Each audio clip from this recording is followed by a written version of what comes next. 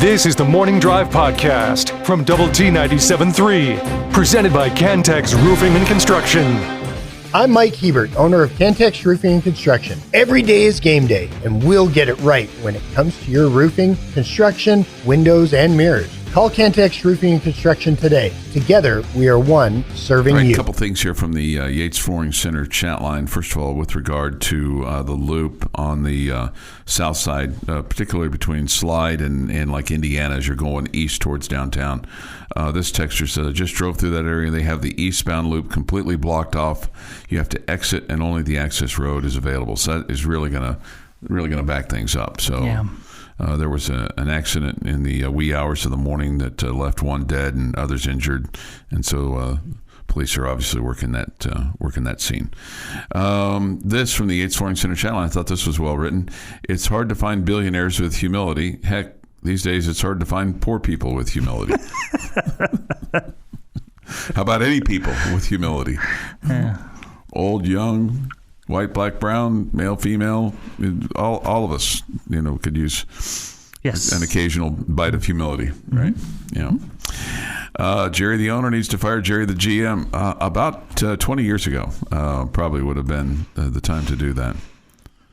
Feels like that's not going to happen at this point. Yeah. Of course, you always do the wonder. I mean, at a certain point, you just give up on that, right? Yeah. You wonder the old what if. What if Jerry had acquiesced to Jimmy and said, "Okay, I'm gonna stop. I'm gonna stay on the business side. You run the football side," which was, I think, the original plan. And wonder what kind of. I don't know that would be the case. I mean, he's the general manager. He's going to be involved in the football side. No, but if he had just totally divorced himself from the football side, I don't think that was ever a plan. Okay. Yeah.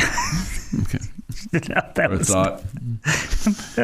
I mean, definitely Jimmy be heavily involved in the football stuff. Yes, absolutely, no question. But I don't think Jerry Jones ever in 1 second of him owning the Cowboys was like, here's what I think. I think here's what the plan is. I'm just going to own the team, and I'm just going to sit back and let other people run the football side. I think Jerry Jones was planning on being the GM forever. It's. We all have walks of things in our life that we feel like, I could do that, and then you get to a point where you acquire enough resources that you can buy that business or whatever, or be a part of that, or maybe it's like I remember one time a person's. I heard this conversation and I was in the group that the conversation was going on, and basically her husband's a surgeon here in town, and she goes, really. My husband's a surgeon, but really, if he could be anything, he'd be a coach. He's a frustrated coach.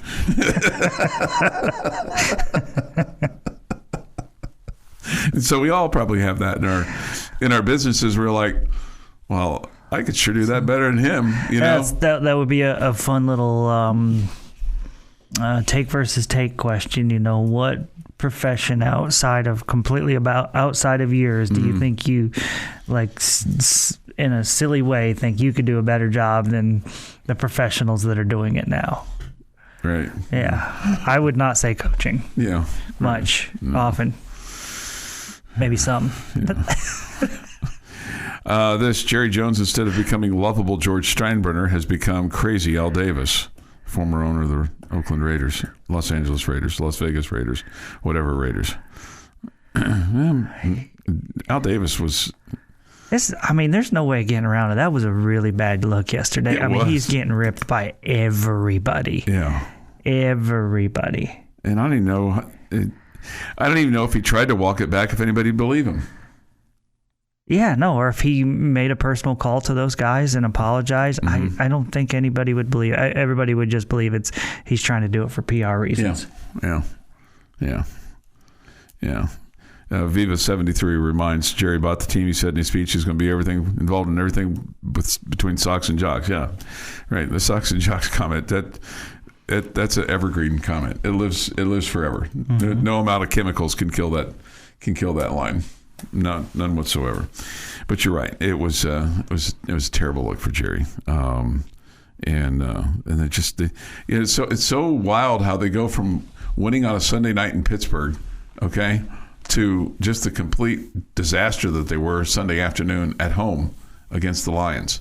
and I'm not here to suggest that the Steelers are equal in talent to the Lions, but just to go from where they went, winning on a play that that they pull the rabbit out of the hat, so to speak, and then just the way that they just got slobber knockered. I mean, just non-competitive. And I realized that you were missing players, but I mean, my goodness, it wasn't even a ball game. Mm-hmm. It was like playing Slippery Rock or something. It's kind of like probably how we felt like it was going to be against Abilene Christian, and it really wasn't by any stretch of the imagination. I hope there's no Slippery Rock grads in our midst, in our listening audience, because I feel like you'd be insulting them all the time. Probably so. I always bring up Slippery Rock. Yeah. When I was a kid growing up, there was a call-in show. It was a scoreboard show. It was the Berbelius scoreboard show. It was the liquor store in Kansas City, and this one guy every week would always call up and want to know what the score was for Slippery Rock. I mean, it kind of became a joke. Okay, so that's the genesis of that for me. It's like, so then everybody's like, hey, what's the score? What's the score of Slippery Rock? Slippery Rock lost to so and so, 62-7 today. And then they give the scores for the top 25. I have something I want to ask you about, but I want to get to it, but we need a little bit more time to discuss. But another guy who kind of stepped in it a little bit was Neil Brown this week. He said, with regard to the fans who are upset with their up and down performances this year, he goes, I get that they want to win, but what I would say is, did they have a good time? Did they enjoy it? Was it a pretty good atmosphere?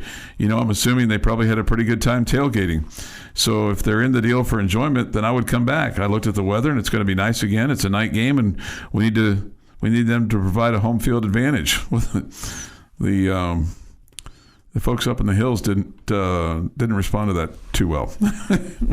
Yeah, I don't know. It's just kind of weird to me because I know they're 3-3.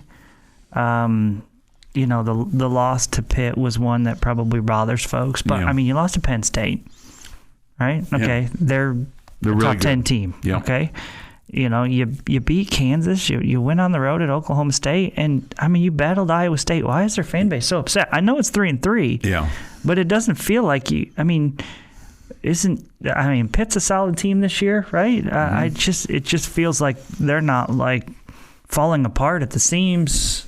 You have to be a realist at some point too, don't you, as well? Yeah, I don't think they were feeling too real about it, the fans.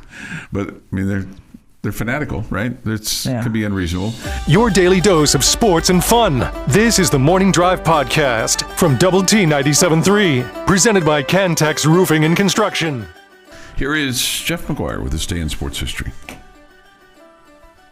1912 Baseball World Series. Red Sox beat the Giants 3-2 at Fenway Park to clinch a 4-3-1 series win. The series was extended to 8 games, as one of the games was tied due to darkness. So how about just pick it up where it left off the next day? They weren't that smart in 1912. Okay. That's where the joke comes from. When was the tie in the World Series? I guess. 1912. But it was 1912 where there was a tie in the World Series. Mm-hmm. 1962 Baseball World Series. Yankees win their 20th championship. Beat the Giants 1-0 at Candlestick Park for 4 games to 3 series win. Your MVP, pitcher Ralph Terry. With a million guesses, I'm not sure I would have guessed that he was the MVP of the 62 World Series. I only knew that for one reason. I would have been right there with you, Jeff. And the one reason was? Ralph Terry in 1960 gave up the home run for the Pirates to win the World Series over the Yankees in Game 7. Okay? And one day I was interviewing Ralph Terry, and he was a nice gentleman. And I asked him about that home run. And then he turned to me and he goes, aren't you going to ask me about 1962? I said, what happened in 1962? He said, I was the World Series MVP. Okay. Well, there you go. Somebody didn't do the research. Well, I did some. I just didn't do enough. I mean, I was a very young man. I was 22, 23 years old. Bad deal, man. But, that's one of those things. I mean, I could still see myself standing there sheepishly, just kind of going, Uh-oh. Oh, and he was extremely nice about it. I mean, he was just like, he could not have been better about it. So at any rate, that was kind of a bad high for me.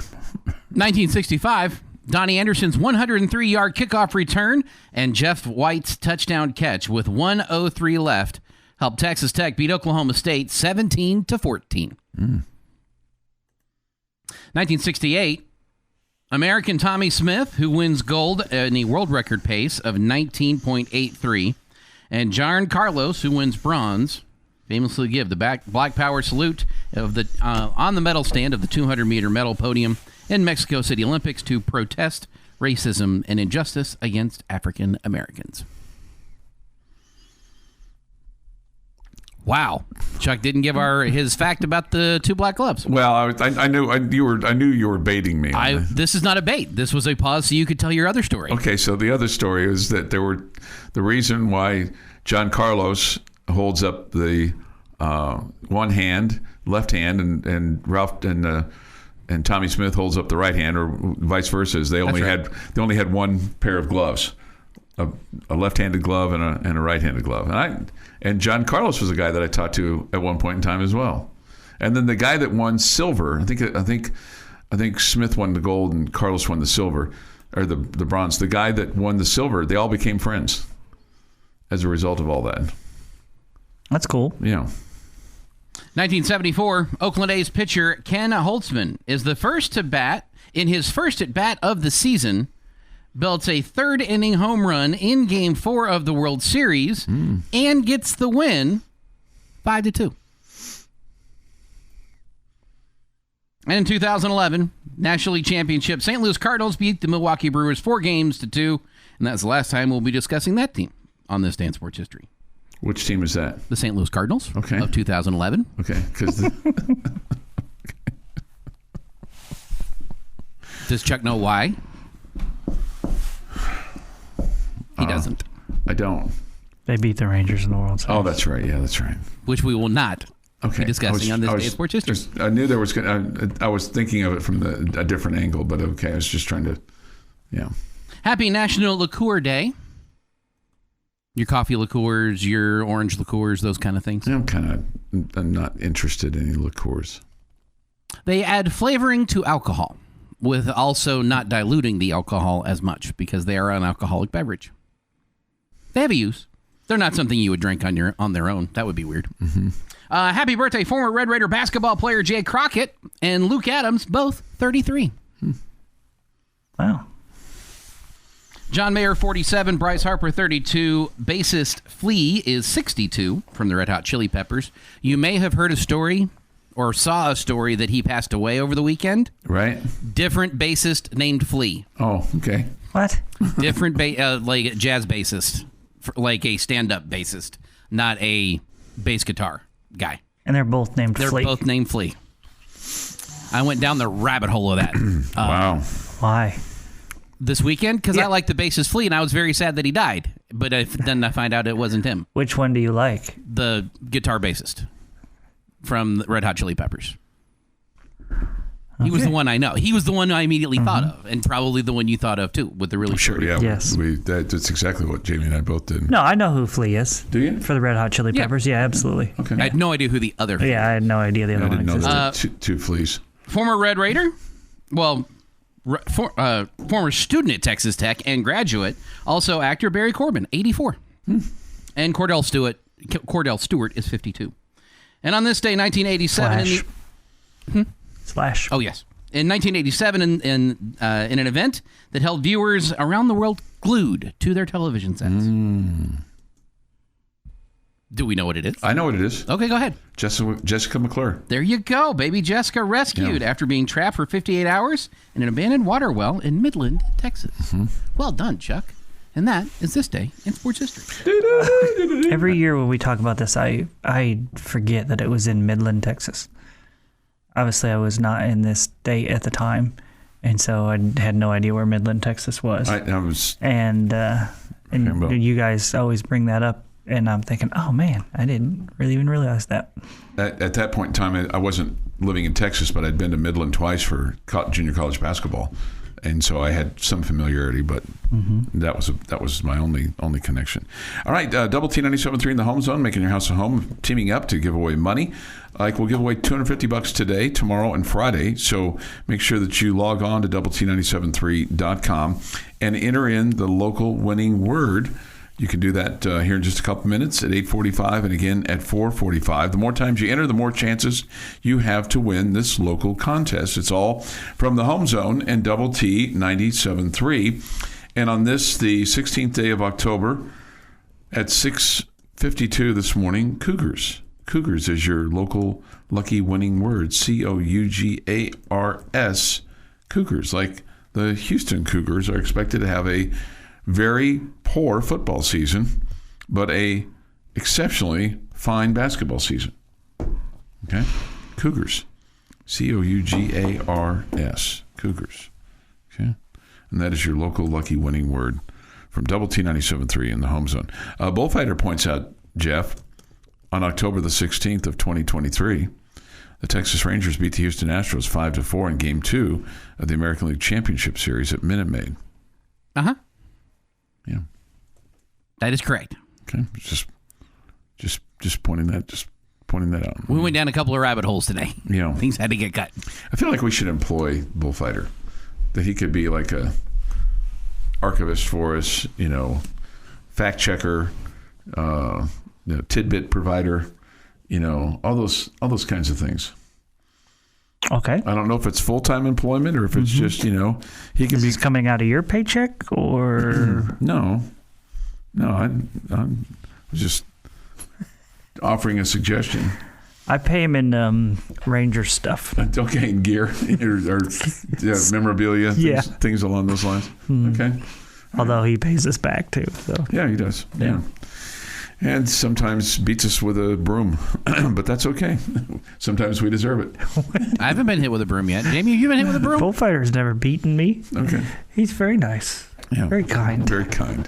Your daily dose of sports and fun. This is the Morning Drive Podcast from Double T 97.3, presented by Cantex Roofing and Construction. Good morning with Jamie Lent and Jeff McGuire. I'm Chuck Heinz.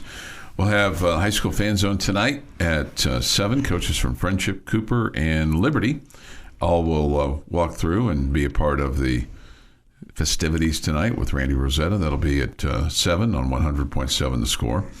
And then on Double T 97.3 tonight, we'll have Game 3 of the National League Championship Series, Dodgers and the New York Mets. Okay, that'll be coming to us from Citi Field there in New York. And first pitch a little after 7 tonight. Should the Yankees get to the World Series, would you cobble up the dollars and head off to the big city for a World Series game? No, sir. No. Okay. Stay here and be with us. Supervise the children and things like that.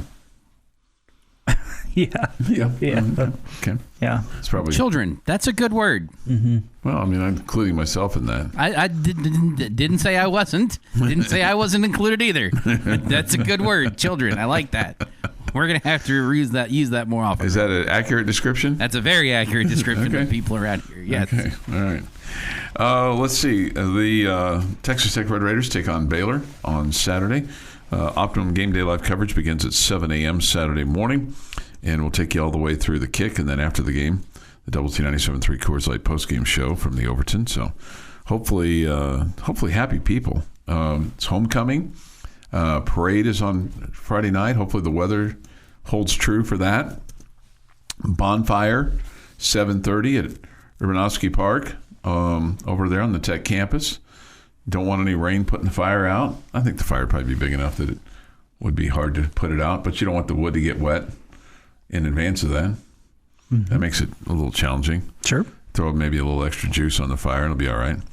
And then Saturday afternoon, the game itself kicks at 3, and Tech and Baylor. So hopefully Red Raiders can kind of come off their bye week, and Baylor's coming off of a bye week as well, and come out with some vim and vigor and be ready to go. All right, couple things. First, this is from what is either one of those things? Vim and vigor. Yeah, what are they? Well, it's like it's like extra energy. Extra energy. Yeah. Okay. You got to have enthusiasm, vim, and the vigor is the effort to get through it. Okay. Yeah. Does that make sense? Yeah, I like it. Okay. We want it. We want it. We want the fans got to come want with the vim and vigor, but we do not want vinegar. Do not want any vinegar. Yeah. Okay. So you were talking about Taj Brooks and the play calling, and maybe not necessarily the play calling, but just him and what he does, and the balance between him and Baron Morton passing game. And Coach Zach Kitley was asked about the run game and if it's made him a more balanced play caller. No, I mean, I'd say as far as that last part goes, people have kind of been for the most part playing what they are, especially, the ACU, the North Texas and Cincinnati in that 3 high structure. Usually when you play those guys, they're going to be stick pretty true to what they are. And then, Washington State, that'd be the one game where I do think they adapted, whenever they found out 28 wasn't playing, because they were more of a 1 high blitz team, and they played a little bit more 2 high against us when that happened. But, you look at Arizona State and Arizona, I mean, they're a, 8-man front, 1 high type defense. That's just kind of what they've hung their hat on. And but going back to the first part of that, it helps me tremendously. I mean, just being able to be multiple and not feel like we've got to be, because it's in my nature to want to throw the football. That's just who I am at the core. But it's kind of been funny. Kenny Perry has been joking with me all season that I'm the calmest he's ever seen me, and I'm not losing my mind on the sidelines as much as I did in the past and some of those things. And I think a lot of that just goes down to just more comfortability with who we've got out there, and being able to lean on that run game even more so when we need to. And other thing for me, I mean, I can tell you just from a personal standpoint, having a healthy quarterback doesn't hurt either, and so just all that kind of combined in one, I think, helped me tremendously. And again, I think our staff's doing a good job coming up with a game plan each week, and our guys are executing at a pretty high level. But I do think they are more balanced, Jamie. More balanced than. I think they're more balanced than. It feels like they're a little more balanced than last year, maybe even the year before last, and maybe some of that. Where last year they did which more? I just don't feel like you. I don't feel like you relied on the run game as much as you're relying on it today, and maybe part of that, maybe part of that is, and numbers could prove me wrong. I'm just telling you what my perception is, but maybe it really goes back to what he said more than anything else in there of having a healthy quarterback. Well, I don't think there was a lot of interesting things in there. I feel like, and Coach McGuire has talked about this. I mean, at the beginning of last season, you didn't really recognize soon enough that your biggest strength was your run game, right? It took you a while, and then you figured it out, okay? And factoring into that is the quarterback injuries that Coach Kitley talked about there. But you didn't recognize it quick enough. And you know what? They're not the first coaching staff to probably have the same issue or make a mistake along the way and figure it out. Kudos to them for figuring it out, and kudos to Coach McGuire for actually admitting, because guys like Jerry Jones would never do it, admitting there was a mistake made. Sure. Right? Yeah. And I also thought it was very interesting to hear Coach Kitley kind of admit to the fact that, and I have no issue with this, I kind of feel like if I was an offensive play caller, I'd be the same way, admitting to the fact that he has to fight his nature of wanting to throw the football. Mm-hmm. Whether it's just more fun or whatever. I mean, clearly he was coached up by Coach Kingsbury, and that was his style. Sure. And there's a lot of positives to that. But good coaches are able to adjust, to whether it's their personnel or the way the game is changing. Okay, and I think in this situation, I don't think the game is changing. I think Coach Kitley's been able to adjust to the personnel that he has. Now, if you have healthy quarterbacks over the last few years, it's probably a different story. Okay, and that we're not as frustrated that you're not running the ball more because your healthy and good quarterback is doing great things through the passing game. But over the last few seasons, you've just dealt with so many different quarterbacks. You haven't been healthy, so you haven't been as good in the passing game.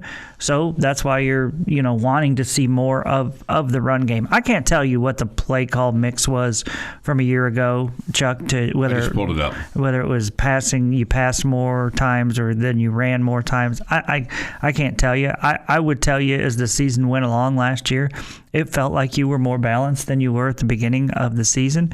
And this year, I guess I'm not obsessed with balance. I'm obsessed with you figuring out what works. Mm-hmm. And I don't, I feel like when I talk about, I'm kind of in the Mike Leach camp, and when I hear balance, I want to see you challenging and being a threat in all aspects of the offense, right? Mm-hmm. And so that may be the portion of the field you're attacking, or it may be run versus pass, or it may be going deep compared to going short, going to the inside, going to the out. I mean, just make them cover all the space, right? Yeah. And don't make and don't make it be a situation where you're predictable. And I think we've come leaps and bounds from that a season ago. I think the improvement has been dramatic. I think it's one of the reasons that you're seeing the offense be more successful. But the other things he talked about factored in as well. So last year, 474 rushing attempts, 284 passing attempts. So you ran the ball a lot more than you threw the ball. And so... Yeah, I mean, and I bet it wasn't as dramatic early on in the season, but you figured it out. I mean, they figured out that we're not... our strength is running the football with number 28, so let's do that more. Yeah, absolutely. All right, it's the Morning Drive on Lubbock Sports Station, Double T 97.3. So far this year, you've ran the ball 200 times. You've actually thrown the ball 238 times.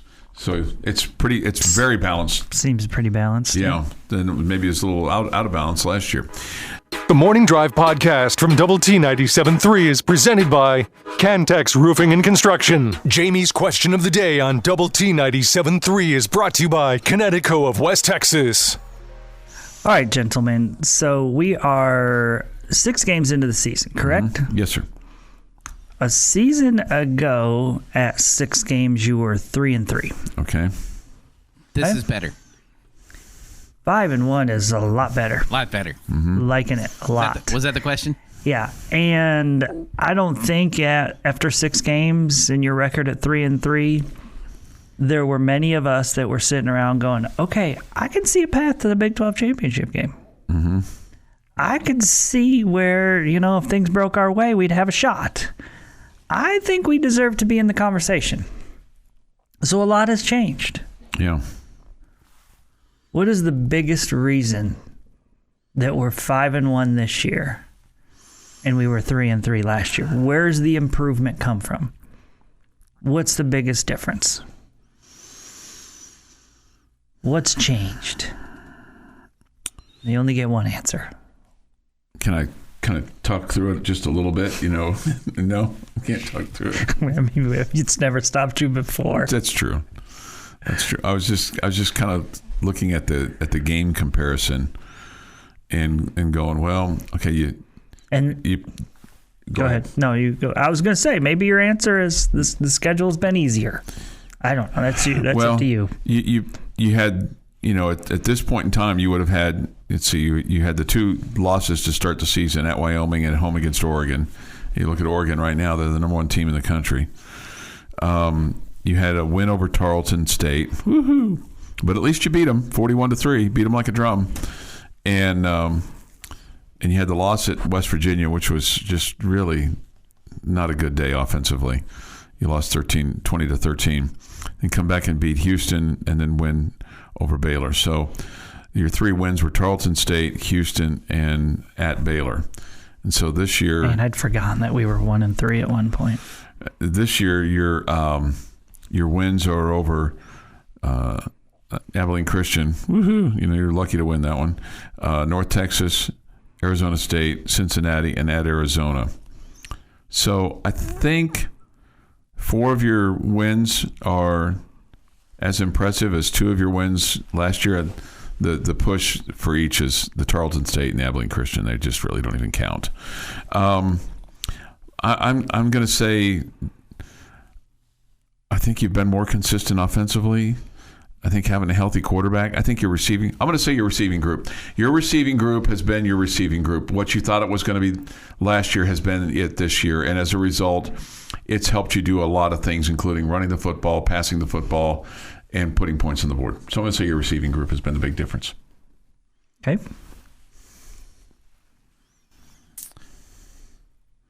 There's so many good answers for this because I think there's a lot of little things that have led to it. Your improvement, I think. Yeah, it's not just one thing. It's not one thing. No way. I think the schedule is a part of it. I do think that your healthy quarterback is a part of it. But if I had to pick the biggest difference between this year and last year, this year you haven't forgotten what you are. Last year you figured it out once and then you forgot, and you figured it out again and then you carried through it with regards to running the football. You are better offensively on the passing game, as we saw that you're a much more balanced team now because of your wide receivers. But you haven't forgotten that Taj Brooks is in the backfield, and in worst case scenario, you can turn around and hand him the football, and he's going to get you some yards. I think that's the biggest difference in this year. You would have won the West Virginia game if you'd have remembered to turn around and hand the football to Taj Brooks.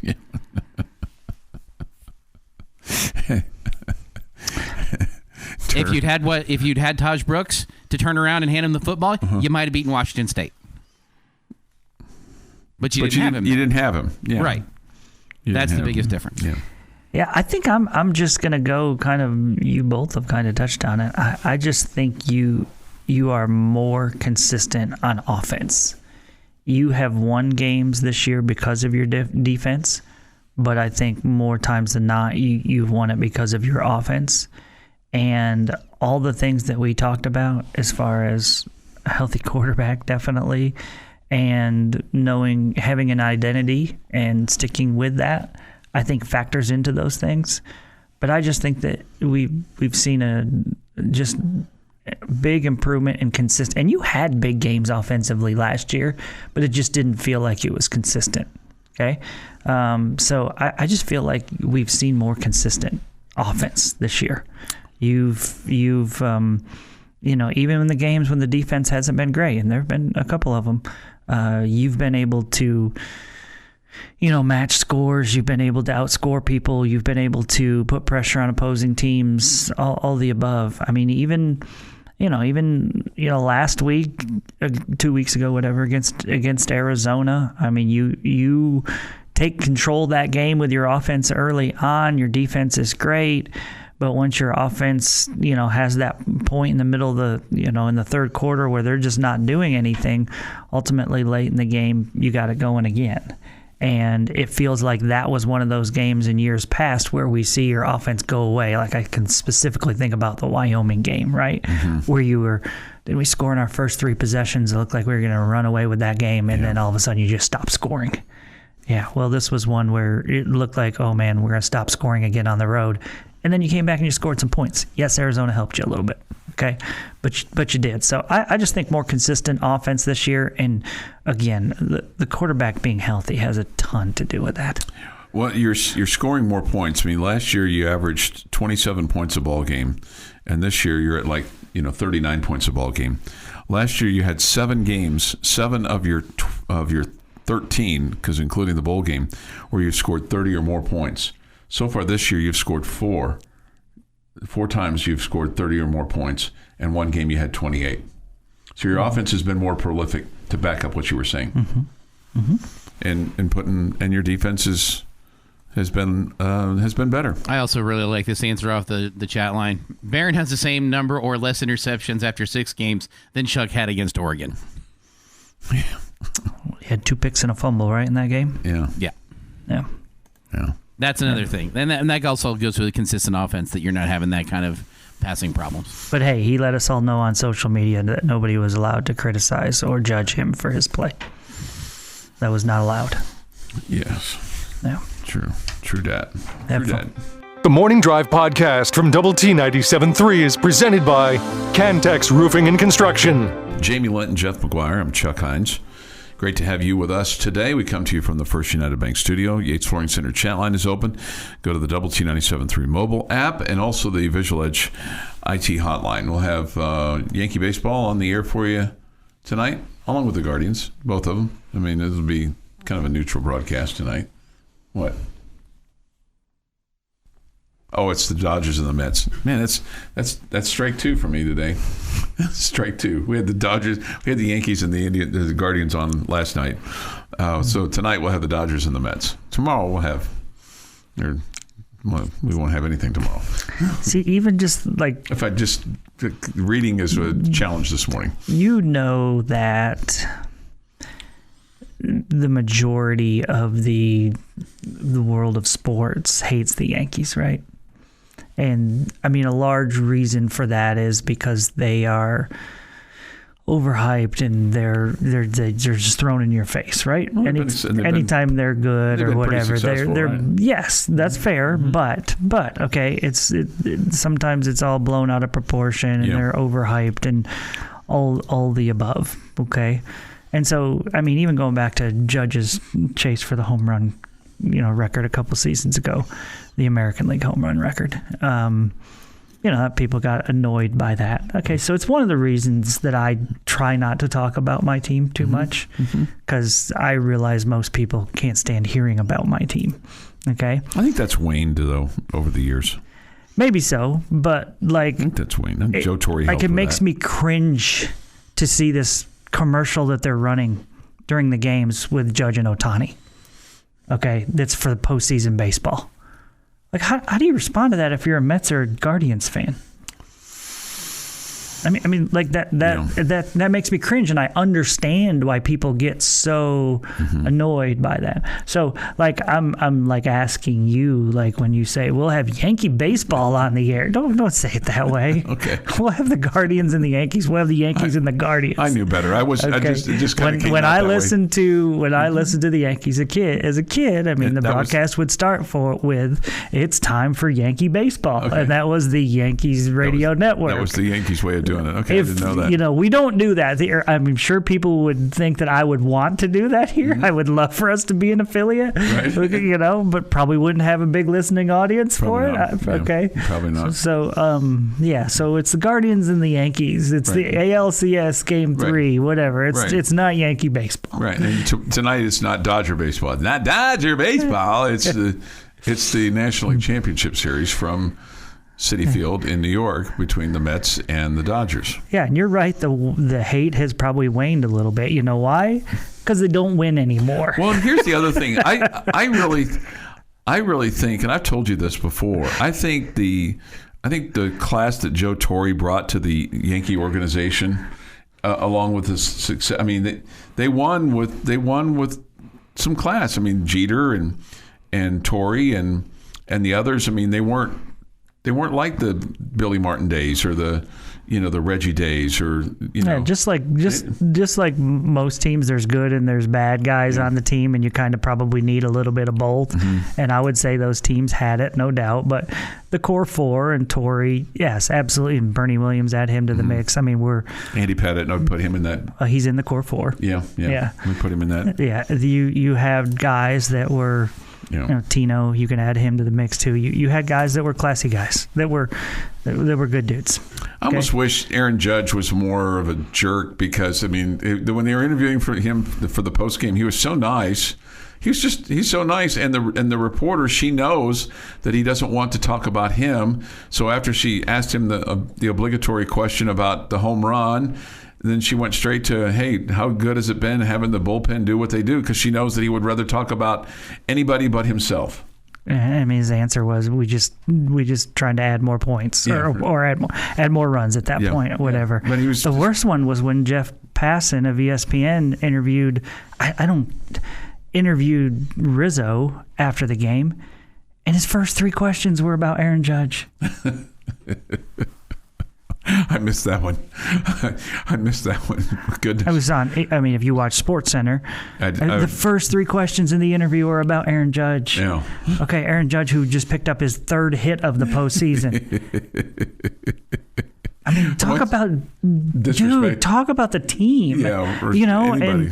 and talk about him. Rizzo had 2 hits, and Yeah. I mean, and was key, and he's come. I mean, like, goodness gracious, and Rizzo couldn't have been more complimentary towards Judge because of the guy he is. But I mean, man, sometimes I'm just blown away by media members. Just like figure it out. Maybe you should start a school. I don't know. You could go in business with Dan Patrick. He's got a school. Did you know that? But like, if you weren't a Yankees fan, or if you're a bit of an Aaron Judge hater, and you see that interview, you're like, stop blowing smoke up Aaron Judge's butt already. Yeah, okay, right. He finally hit a home run. Okay, I get it. Can we talk about the game? Right? You would think that. I felt bad for Rizzo as a player, right. And I am a Yankees fan, and I love Aaron Judge. Even I was like, dude, figure it out. Figure it out. Right. Be better. Right. Be better. We're all trying to be better. Struggle, but we're all trying to be better. So we'll have Dodgers and the Mets tonight at 6:30. High School Fan Zone tonight at 7. Friendship, Cooper, and Liberty coaches all coming to pay a visit and talk about their respective teams and their games that are coming up this weekend. So, I mean, we're getting to a point where it's almost starting to think about playoff time and all that kind of stuff, you know, with regard to, you know, the high school football season. Who's going to make it and who's not, and you know, Friendship is certainly in good stead there. They'll play at Midland Legacy on Friday night. We'll have that game for you at 6:30 Friday night on Double T 97.3, and then the Lubbock Cooper Pirates, they'll play at Paladuro, Dick Bivens Stadium, Amarillo. 100.7 the score, 6:30 broadcast time. I should go up a day early and get a hike in. Team bonding hike. You know what I've usually found about Paladuro is you hit them in the mouth and you get up about 10 points and they'll quit. That's kind of what happens with those guys. If it's cold, they just kind of huddle up over on the side. Let me guess, they were a rival of Plainview back in the day. Oh, they were a rival. Yeah, they're the big red spread or whatever you call it. I never did any Plain. I did. Fink and I did Hale Center games together. Oh, okay. Way back in the day. And that's a man. Full circle. Now you guys are on the big stage doing the Lady Raiders. We're on the Raiders. big stage, right? It's awesome. And then we'll have Liberty takes on Borger, up in Borger, on Friday night. So that'll be a 6:30 broadcast on 93.1 Yes FM, and then the kicks at 7 from Borger. This has been the Morning Drive Podcast, presented by Cantex Roofing and Construction. Check out our library of Double T 97.3 podcasts at doublet97.3.com.